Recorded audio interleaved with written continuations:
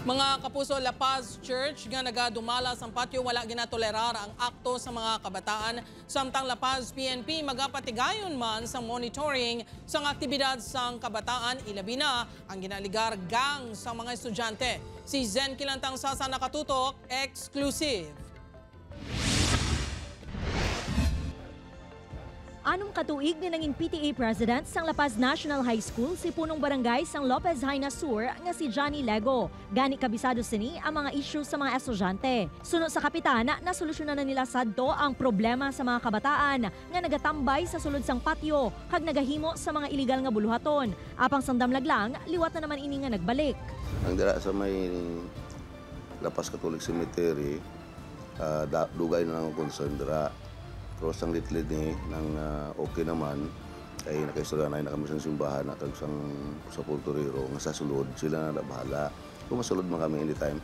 Madumduman nga naaktuhan ng duha ka estudyante sang La Paz National High School sang caretaker nga may ginahimo nga kamalamalahan sa sulod sang patio.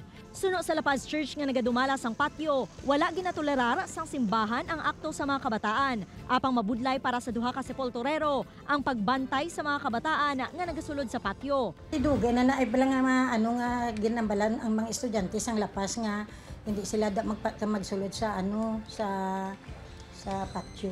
Ginahambal man guro na sa ila eskulahan. Hindi man naman na sila makontrol magsulod kay may kung may gabantay ginada permi. Lakip man sa problema ang mga gang sa pamatan-on kag menor de edad sa lugar. Tungkol sa mga gang-gang nila, sabi ng haboy butilya, ginalagsanay sa mga kutsilyo. Ang pulis, takanan na tawag sila, sir, nagbugrabe ng La Paz High School. Nakatuan man sa pulis. Kung aklan lang natin, sir, ang police visibility. Tungod kayo doon ng mga kutsilyo sila nga dala, mga bata pa, Sunod sa Iloilo City Police Station 2, sa tion nga makitaan sa lugar ang mga estudyante sa patio. Gilayon nga i-report sa kapulisan, agud marespondihan sang pulis. Hindi naman makapatod ang kapulisan kung aktibo pa ang mga gang sa La Paz. Regarding na sa mga gang sa sa ginamonitor man ina sa aton nga WCPD nga mga personnel diri sa kwan sa aton nga